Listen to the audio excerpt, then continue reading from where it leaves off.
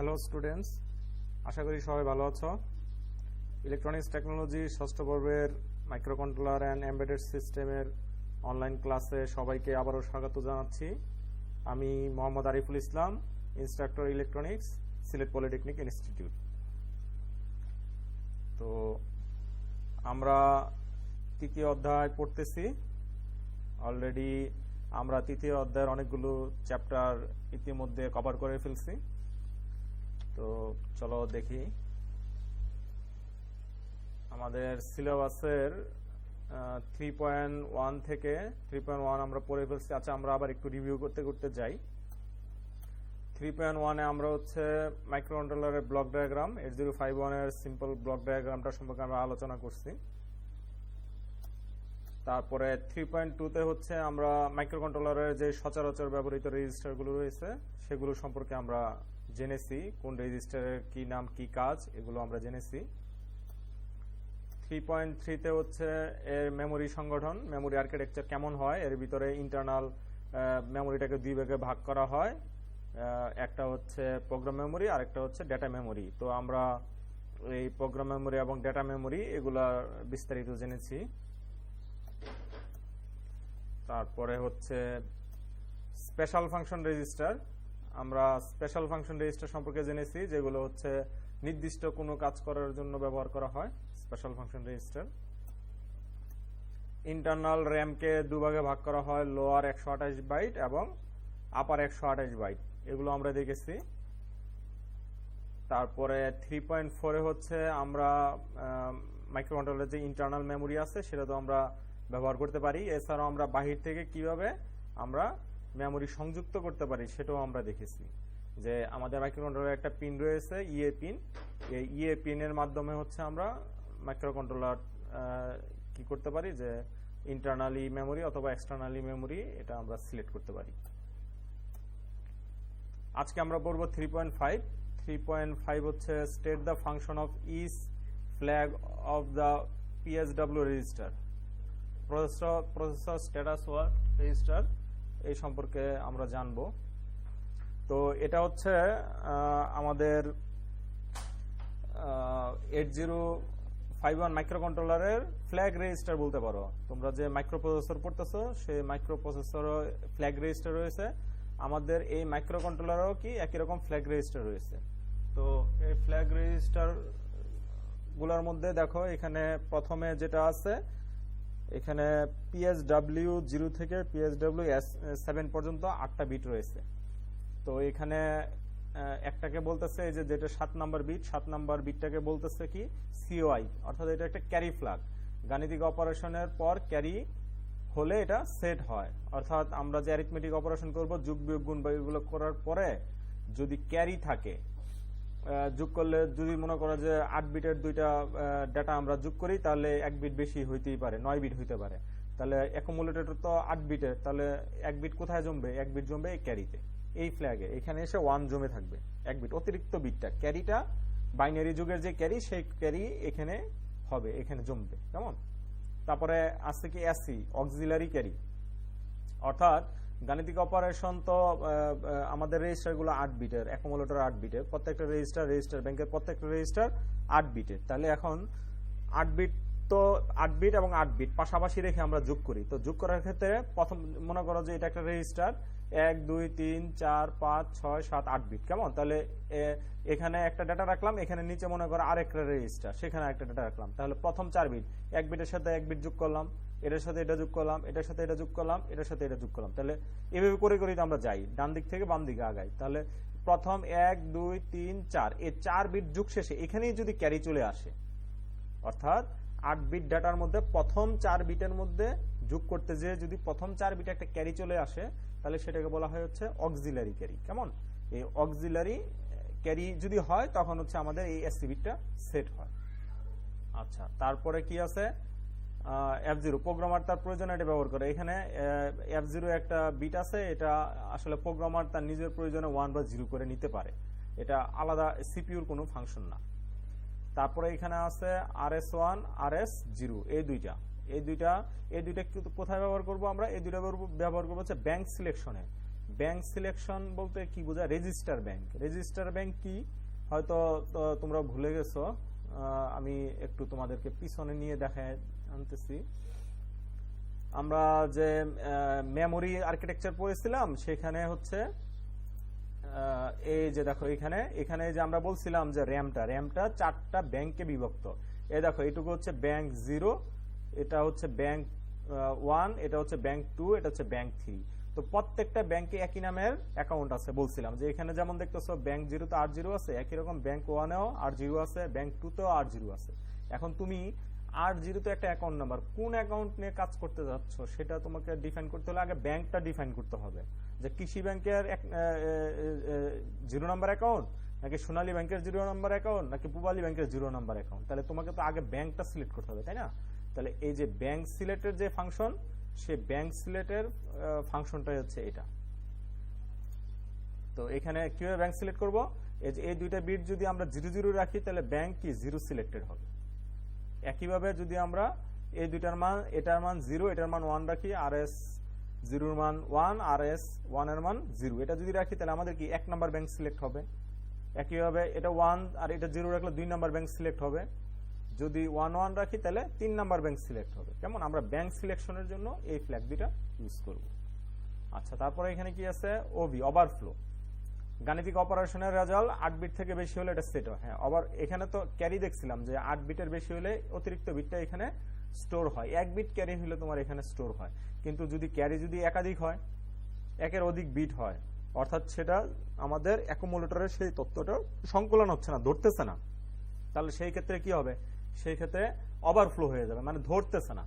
সেই ওভারফ্লোটা বোঝানোর জন্য এটা সেট হয়। এটা সেট হলে আমরা বুঝতে পারবো যে এটার মানটা, যে ক্যালকুলেটিভ যে ভ্যালুটা, এই ভ্যালুটা অনেক বড়, এটা আমাদের রেজিস্টারে ধরতেছে না। কেমন? আর পি হচ্ছে অ্যাকুমুলেটরের রেজাল্ট, বিজোড় সংখ্যক 1 থাকলে এটা সেট। এটাকে পি মানে প্যারিটি বিট। বিজোড়, ওই যে তোমরা ডিজিটাল ইলেকট্রনিক্স এর প্রথম যেটা প্রিন্সিপাল অফ ডিজিটাল সেখানে পড়ছিলে প্যারিটি বিট, এটা হচ্ছে সেই প্যারিটি বিট। যদি এই অ্যাকুমুলেটরে আমার যে তথ্যটা আছে সেখানে একের সংখ্যা যদি বিজোড় সংখ্যক হয় তাহলে এটা সেট হবে। কেমন? এটা হচ্ছে প্যারিটি বিট। তো ফ্ল্যাগ রেজিস্টার গুলো আশা করি এটা দিয়ে তোমাদের মাইক্রোপ্রসেসরও কাজে আসবে। মাইক্রোপ্রসেসরে এই ধরনের ফ্ল্যাগ রেজিস্টার আরেকটু হয়তো কয়েকটা বিট বেশি আছে, তবে বিটগুলো মোটামুটি এই ধরনের বিটগুলো ওখানে আছে। তো 3.5 নিয়ে আশা করি আর কোনো কোশ্চেন থাকবে না, ক্লিয়ার হয়ে যাবা তোমাদের। যেহেতু এটা ভিডিও, তুমি ইচ্ছা করলে আবার এটা কি করতে পারবা, পুনরায় রিপিট করে দেখতে পারবা। তো এবার আসো আমরা 3.6 মাইক্রোকন্ট্রোলারের পিন আর সিগন্যাল, পিনের বর্ণনা। 3.6 পিনের বর্ণনা। তো মাইক্রোকন্ট্রোলারটাকে দেখো, এটা 40 পিনের একটা মাইক্রোকন্ট্রোলার। কেমন? তো হ্যাঁ, অনেকেই সালাম জানাচ্ছ, ওয়ালাইকুম আসসালাম, সবাইকে ধন্যবাদ। তো এখন দেখো এখানে হচ্ছে 8051 মাইক্রোকন্ট্রোলারের পিন নিয়ে কথা বলতেছি আমরা। তাহলে এখানে 40টা পিন, একটু জুম করি। দেখো এটা 40 নম্বর পিন হচ্ছে কি ভিসিসি। কেমন? অর্থাৎ এখানে আমরা 5 ভোল্টের সাপ্লাই দিব। আর এখানে দেখো আছে 20 নাম্বার পিন, এটা হচ্ছে গ্রাউন্ড, ভিএসএস। এখানে আমরা কি দিব? গ্রাউন্ড কানেক্ট করব। কেমন? আর এখানে 18 আর 19 এই দুইটা পিন আছে। এখানে দেখো এক্সট্রাল লেখা আছে, মানে এটা ক্রিস্টাল। এখানে একটা ক্রিস্টাল অসিলেটর ভিতরে তৈরি করে দেওয়া আছে। এখানে আমাদের বাইরে থেকে একটা ক্রিস্টাল রেজোনেটর লাগাইতে হবে। এই দুইটা পিনে আমাদের একটা রেজোনেটর লাগাইতে হবে। লাগাইলেই ভিতরে যে অসিলেটর সার্কিট আছে সে কি করতে পারবে? ক্লক পালস তৈরি করতে পারবে। কেমন? আচ্ছা, তারপরে দেখো এখানে আমি হচ্ছে এই যে কালার দিয়ে মার্ক করে দিছি পোর্টগুলোকে। তো পোর্টগুলোর মধ্যে দেখো এখানে 9 নাম্বার পিনটা কি? Reset pin. রিসেট মানে মাইক্রোকন্ট্রোলারকে রিসেট করার জন্য এই পিনটা ব্যবহার করা হয়। আচ্ছা, তো এখানে দেখো পোর্টগুলোকে ভাগ করে দিয়ে আছে। এখানে পোর্ট 0, এখানে পোর্ট 1, এখানে আছে পোর্ট 2, এখানে আছে পোর্ট 3, 3টা পোর্ট আছে। তো পোর্ট মানে কি? পোর্ট মানে তোমরা যেমন জানো যে চট্টগ্রামে পোর্ট আছে আমাদের, তাই না? মংলা পোর্ট আছে। পোর্ট মানে কি? পোর্ট মানে বন্দর। বন্দরে কি হয়? বিদেশ থেকে জাহাজ আসে, জাহাজ সেখানে কি করে? ভিড় করে।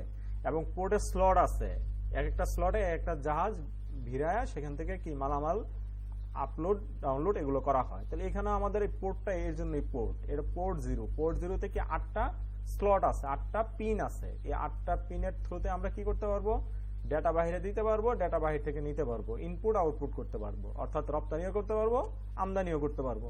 একই রকম পোর্ট 0 যেরকম দেখতেছো, পোর্ট 1 এরকমই 8টা স্লট আছে। এখানে তুমি যদি 8টা জাহাজের সাথে তুলনা করো তাহলে এই পোর্টে একই সাথে কি 8টা জাহাজ ভিড়তে পারে। 8টা জাহাজ দিয়ে তথ্য আমরা রপ্তানিও করতে পারবো, আবার 8টা জাহাজ দিয়ে তথ্য আমরা আমদানিও করতে পারবো। মানে দুই ধরনের কাজ করা যায়। এদিক থেকে যদি চিন্তা করো পোর্ট 2, পোর্ট 2 সেম অবস্থা, বাই ডিরেকশনাল। 8টা জাহাজ এখানে ল্যান্ড করতে পারবে, এখানে নোঙ্গর করতে পারবে, 8টা ডেটা যাইতে পারবে, আসতে পারবে। এদিক দিয়ে পোর্ট 3, সেখানেও একই ঘটনা, মানে 4টা পোর্টের সেম ঘটনা, বেসিক ইনপুট আউটপুট হিসেবে কাজ করে। তবে এর পাশে আরো কিছু লেখা আছে। আচ্ছা, পোর্টের অ্যাড্রেস গুলো কিরকম? পোর্টের অ্যাড্রেস হচ্ছে যেমন পোর্ট 0 বিট 0, পোর্ট 0 বিট 1, এভাবে পোর্ট 0 বিট 5, পোর্ট 0 বিট 7, এভাবে সবগুলো। কেমন এখানে পোর্ট 2 দেখতেছো, port 2 bit 7, port 2 bit 6, port 2 bit 0, এভাবে। কেমন? আচ্ছা, এর বাইরেও পিনগুলোর কি আরো কিছু স্পেশাল কাজ আছে। স্পেশাল কাজগুলো কি? এখানে আমরা আগে পোর্ট 1 দেখি। পোর্ট 1 এর কোনো কাজ নাই। পোর্ট 1 এর একটাই কাজ, ওর কাজ হচ্ছে ইনপুট আউটপুট। কেমন? পোর্ট 1 এর 0 পিন থেকে শুরু করে পোর্ট 1 7 পিন পর্যন্ত এখানে শুধু একটাই কাজ, জাহাজে মাল দিবে নয় নিবে, আর কোনো কাজ নেই এখানে। স্পেশাল আর কোনো কাজ এখানে হয় না। আচ্ছা, আর পোর্ট 0 তে দেখো, পোর্ট 1 এ কোনো কাজ নাই, শুধু একটাই কাজ। আর পোর্ট 0 তে দেখো, এগুলো তো আছেই, ইনপুট আউটপুটের কাজ কিন্তু পোর্ট 0 দিয়ে হয়। এর পাশেও দেখো, এই পাশে আরো কিছু লেখা আছে। কি লেখা আছে? এডি 0, এডি 1, এভাবে করে এডি 7। তাহলে এডি কি? অ্যাড্রেস এন্ড ডেটা, দুইটাই। অর্থাৎ এই জাহাজের কাজ ছাড়াও এই পোর্ট দিয়ে আরো একটা কাজ করা হয়। কি কাজ করা হয়? অ্যাড্রেস এবং ডেটা দুইটাই দেওয়া হয়। এটা তোমাদের মাইক্রোপ্রসেসর যে সাবজেক্টটা, সেখানে তোমাদের এটা আছে যে অ্যাড্রেস বাস এবং ডেটা বাস দুইটা একসাথে কি করা হয়? মাল্টিপ্লেক্সিং করে দেওয়া হয়। অর্থাৎ এখান থেকে আলাদা করে নিয়ে কাজ করাইতে হবে। তো বলতে পারো যে স্যার এখানে অ্যাড্রেস বাস ডেটা বাসের দরকার কি? হ্যাঁ, অ্যাড্রেস এবং ডেটা বাসের দরকার তখনই যখন এই মাইক্রোকন্ট্রোলারের সাথে আমরা বাহির থেকে কি লাগাবো? মেমোরি লাগাবো, প্রোগ্রাম মেমোরি লাগাবো। ওই যে মেমোরি অর্গানাইজেশন আমরা পড়ে আসছি, কি বাহির থেকে এক্সটার্নাল মেমোরি এর সাথে সংযুক্ত করা যায়। তাহলে তুমি যদি বাহির থেকে একটা মেমোরি সংযুক্ত করতে চাও, তাহলে কি হবে? ওই যে তুমি র্যামটা কিনে নিয়ে আসবা বা যে রমটা কিনে নিয়ে আসবা, সে র্যাম এবং রমের মধ্যে অ্যাড্রেস বাস থাকে, ডেটা বাস থাকে, কন্ট্রোল বাস থাকে। তাহলে তোমার তো এগুলো সংযুক্ত করতে হবে। তাহলে তুমি কোথায় সংযুক্ত করবা? এই পোর্ট 0 তে হচ্ছে ডেটা বাস সংযুক্ত করবা। এটা হচ্ছে এটার স্পেশাল কাজ। আর তুমি যখন এইগুলোকে ডেটা বাস হিসেবে কানেকশন করবে, তখন কিন্তু আর পোর্টের কাজ করতে পারবে না, যে কোনো একটা কাজ করতে হবে। কেমন? আচ্ছা, এবার আসো এখানে পোর্ট 2। পোর্ট 2 তো এগুলো ওই যে বললাম ইনপুট আউটপুট কাজ, কিন্তু এক্সট্রা কাজ আছে। এখানে কি লেখা আছে? A8 থেকে A15, A ফর অ্যাড্রেস। এখানে কিন্তু ডেটা নাই, আমাদের এটা কিন্তু 8 বিটের মাইক্রোকন্ট্রোলার, সেজন্য এখান থেকে এই পর্যন্ত 8 বিটের ডেটা। আবার এটার সাথে কি মাল্টিপ্লেক্স অবস্থায় 8 বিটের অ্যাড্রেসও রয়েছে, কিন্তু অ্যাড্রেস আসলে হয় 16 বিটের। কেন 16 বিটের? আমাদের যে মেমোরি সাইজ, আমাদের যে আমরা বলতেছি 65,435টা যে লোকেশনটা সে করতে পারবে, অ্যাড্রেস করতে পারবে, এই অ্যাড্রেস করার জন্য আমার 16 বিটের মেমোরি লাগবে। কেমন? 16 বিটের মেমোরি লাগবে। তো 16 বিটের মেমোরি, ঠিক আছে, এবং 16 বিটের অ্যাড্রেস। যে মেমোরিটা তুমি ইউজ করবা সেটা 16 বিটের অ্যাড্রেস বাস। তাহলে অ্যাড্রেস বাস এখান থেকে তুমি দিতে পারবা 8 বিটের। বাকি 8 বিট কোথা থেকে দিবা? বাকি 8 বিট এখান থেকে দিবা। এই 8 বিট থেকে যাবে হচ্ছে তোমার বাকি address, 8 bit higher order address, এখানে আছে লোয়ার অর্ডার অ্যাড্রেস। আর এটার সাথে কি ডেটা বাসও এটার সাথে বিল্ট ইন আছে। এখন এখান থেকে ডেটা এবং অ্যাড্রেসকে আলাদা করার জন্য কিন্তু আলাদা টপিক আছে। তো এখানে পোর্ট 2 ফাংশনটা আমি তোমাদের বললাম যে এটা হচ্ছে কি অ্যাড্রেস, এক্সট্রা অ্যাড্রেস বাস হিসাবে এটা কাজ করে। তো এখানে দেখো পোর্ট 3 এরও এমন কি একটা এক্সট্রা কাজ রয়েছে। কেমন? পোর্ট 3 এরও এক্সট্রা কাজ রয়েছে। কি কাজ? এখানে সে তো নর্মালি কি ডেটা বাস, অ্যাড্রেস বাস, কন্ট্রোল বাস এই হিসেবে তো সে কাজ করতে পারেই। সরি, ভুল বলতেছে, এখানে সে পোর্ট হিসেবে কাজ করতে পারে, মানে ডেটা ইনপুট এবং আউটপুট এই হিসাবে পোর্ট হিসেবে সে কাজ করেই। তো এর বাইরেও ওকে আরো কিছু কাজ করানো যায়, তার মধ্যে কি কাজ করানো যায়? একটা কাজ দেখো, এখানে লেখা আছে RxD TxD 10 নম্বর এবং 11 নম্বর পিন। এর মাধ্যমে হচ্ছে কমিউনিকেশন করা যায়। কি ডেটা কমিউনিকেশন করা যায়, সিরিয়ালি ডেটা পাঠানো যায়। এই দুইটা লাইন দিয়ে তুমি কি করতে পারবা? ডেটা কমিউনিকেশন করতে পারবা। কার সাথে কমিউনিকেশন করতে পারবা? তুমি কম্পিউটারের সাথে কমিউনিকেশন করতে পারবা, আরেকটা মাইক্রোকন্ট্রোলারের সাথে কমিউনিকেশন করতে পারবা, সিরিয়ালি যত মানে ডিভাইস আছে ডিসপ্লের সাথে তুমি কমিউনিকেশন করতে পারবা। কেমন? অর্থাৎ সিরিয়ালি কমিউনিকেশন করা যায় এমন কোন ডিভাইস তুমি এটার সাথে কানেক্ট করে কমিউনিকেশন করতে পারবা। আর যখন তুমি এই দুটাকে কমিউনিকেশনের জন্য ইউজ করবা তখন কিন্তু আর পোর্ট হিসেবে ইউজ করতে পারবা না, বারবার বলতেছি। আর এখানে দেখো আলাদা কি আছে, পোর্ট 3.2 INT0 INT1 এগুলো হচ্ছে ইন্টারাপ্ট। ওই যে কাজের মাঝখানে ইন্টারাপ্ট ঘটে, যে এই মাইক্রোকন্ট্রোলার একটা নির্দিষ্ট কাজ করতেছে, এর বাদ দিয়ে এর চেয়ে গুরুত্বপূর্ণ প্রয়োজনীয় কোনো একটা কাজ করতে হবে, সেই ক্ষেত্রে কি করা হয়, ইন্টারাপ্ট করা হয়। তো এই দুটো পিনের মাধ্যমে ইন্টারাপ্ট করা যায়। তো ইন্টারাপ্টের চ্যাপ্টারে আরো বিস্তারিত আমরা এখানে দেখতে পারবো। কেমন? আচ্ছা, তো এখানে আরেকটা দেখতেছো কি, T0 T1 এগুলো হচ্ছে ওই যে টাইমার, ভিতরে দুইটা টাইমার আছে, টাইমার কাউন্টার। এই মুহূর্তে টাইমার যদি তুমি নাও বুঝো, তোমাকে বলছিলাম তুমি জাস্ট মনে করো যে এটা কি কাউন্টার। তো কাউন্টার কি করে, ক্লক পালস গনে, তাই না? ক্লক পালস গনে, তাহলে ক্লক পালস যদি গুনতে হয় তাহলে তাকে তো ক্লক পালস ইনপুট করতে হবে। তাহলে আমরা কোন পিন দিয়ে ইনপুট করবো, এ হচ্ছে সেই পিন। তুমি যদি টাইমার 0 ব্যবহার করো, কাউন্টার 0 ব্যবহার করো, তাহলে তাকে যদি তুমি ক্লক পালস গনাতে চাও তাহলে ক্লক পালস দিতে হবে। তাহলে কোন পিন দিয়ে দিবে, এই পিন দিয়ে দিবা। একইভাবে টাইমার 1 দিয়ে যদি তুমি ক্লক পালস গনাতে চাও তাহলে এদিক দিয়ে দিবা, তাহলে টাইমার 1 এ ক্লক পালস গুনতে পারবে। তারপরে এখানে দুইটা পিন আছে দেখো, রাইট আর রিড, রিড রাইট, এই দুটো হচ্ছে কন্ট্রোল সিগন্যাল, কন্ট্রোল বাস। ওই যে আমরা বললাম যে আমরা এর সাথে কি বাহির থেকে একটা মেমোরি আমরা কি করতে পারি, সংযুক্ত করতে পারি। তাহলে বাহির থেকে যদি আমরা মেমোরি সংযুক্ত করি তাহলে সেই মেমোরিতে রিড অপারেশন হবে না রাইট অপারেশন হবে, সেটা তো আমাদের মানে চুজ করতে হবে, সেটা তো আমাদের কন্ট্রোল করতে হবে। তো সেই রিড এবং রাইট অপারেশন কন্ট্রোল করার জন্য কি করতে হবে, এই যে এই দুইটা পিন ব্যবহার করতে হবে। তো এগুলো হচ্ছে পোর্ট 3 অল্টারনেট কাজ, অল্টারনেট ফাংশন। কেমন? আচ্ছা, আমরা পরে দেখি 3.7 এ আমরা কি 8051 এর আইও স্ট্রাকচার পোর্ট সম্পর্কে জানবো, গঠন। মজার ব্যাপার হচ্ছে এই টপিকগুলা আমি কয়েকটা বই দেখছি, বই প্রকাশনীর নাম বলবো না, তো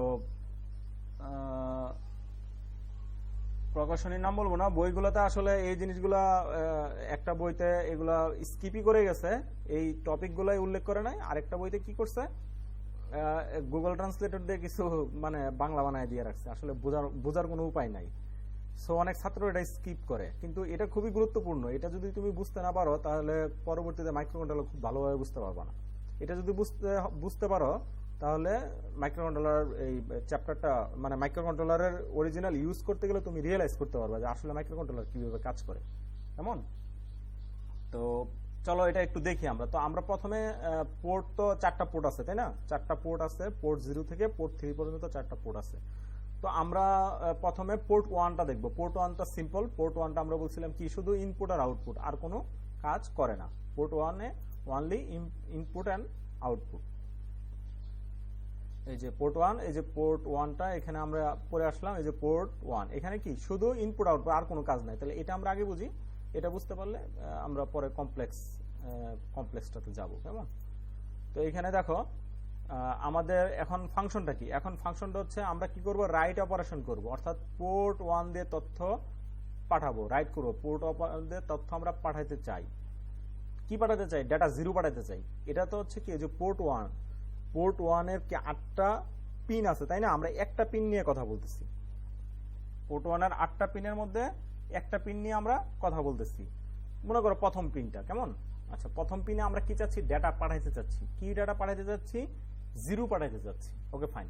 যদি আমরা এদিক দিয়ে 0 পাঠাইতে চাই তাহলে আমাদের কি করতে হবে, প্রথম কাজ হবে write 0 to the FF through data bus. এই যে এখানে এটা কি, এটা একটা আমার, আচ্ছা এটা একটু সার্কিটটা বর্ণনা দিয়ে নিই তোমাদেরকে। এটা একটা ডি ফ্লিপ ফ্লপ। কেমন? এটা একটা ডি ফ্লিপ ফ্লপ।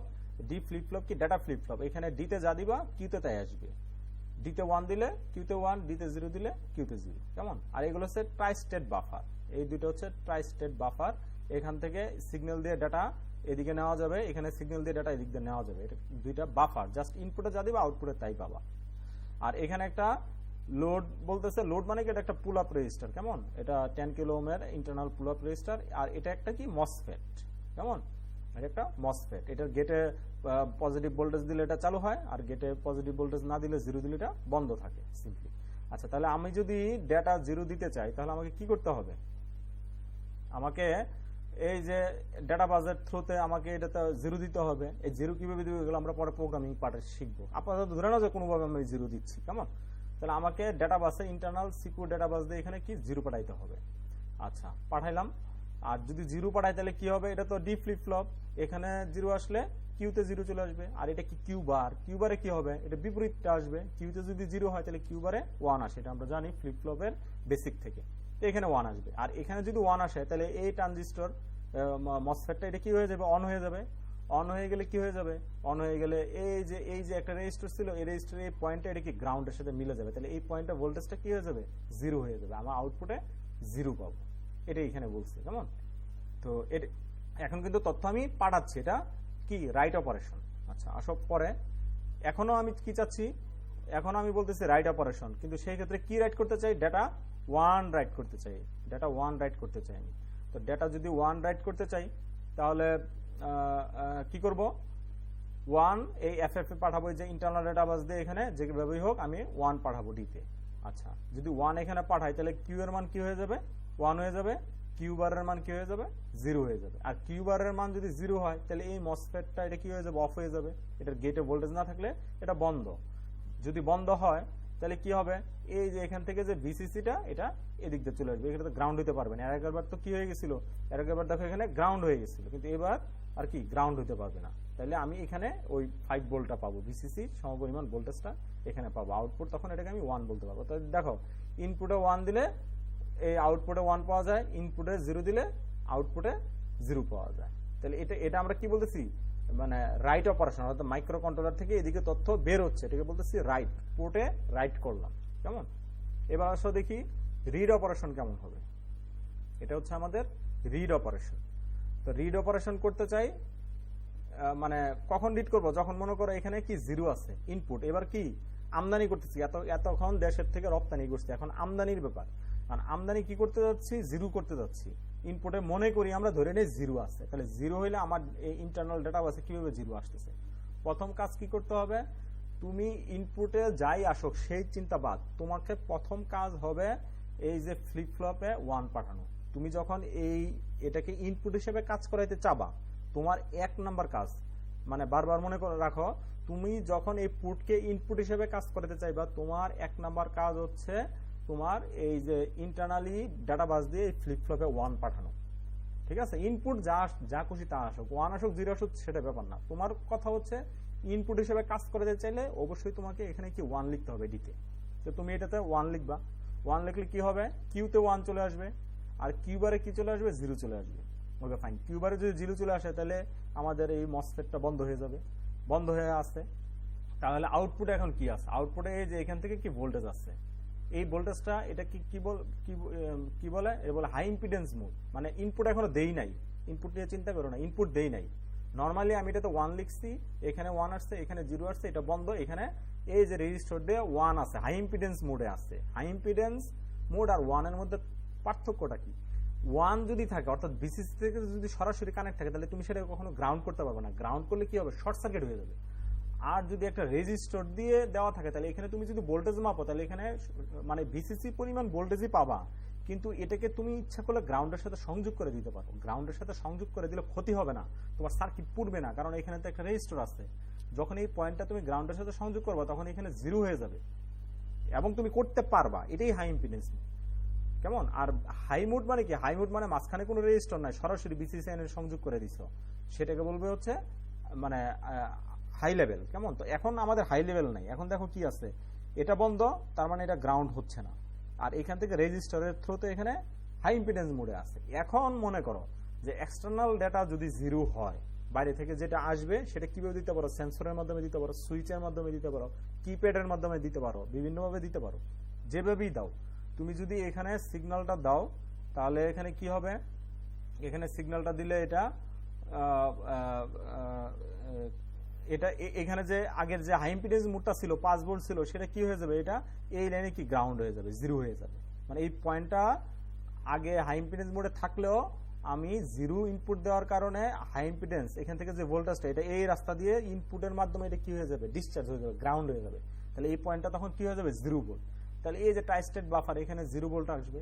আর এটার একটা কন্ট্রোল পিন আছে, এই কন্ট্রোল পিনে যখন আমি 1 দিব সিগন্যাল দিব তখন এই জিরোটা রাস্তা এই দিকটা পাস হয়ে যায় আমার ইন্টারনালি সিপিইউতে চলে যাবে। তাহলে এইভাবে আমি কি রিড করতে পারবো, জিরো রিড করতে পারবো। এবার আসো পরের কন্ডিশন, রিড অপারেশন করব কখন, যখন ডেটা সমান 1, ডেটা 1 অবস্থাতে রিড করতে চাই। আচ্ছা, ডেটা 1 অবস্থাতে রিড করতে চাইলে একই রকম তোমাকে প্রথম কাজ হচ্ছে ফ্লিপ ফ্লপে 1 লিখতে হবে। কেমন, ফ্লিপ ফ্লপে 1 লিখে রাখলাম আমরা, এখানে 1 আসবে, এখানে 0 আসবে, এটা বন্ধ, এটা কি হাই ইম্পিডেন্স মোডে থাকবে, হাই ইম্পিডেন্স মোড।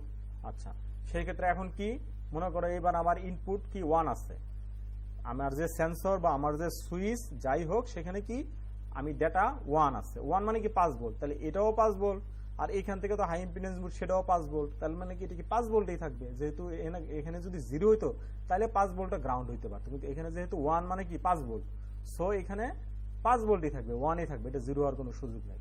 তো এই 1টা এই রাস্তা দিয়ে ট্রাইস্টেড বাফার এখানে আসবে।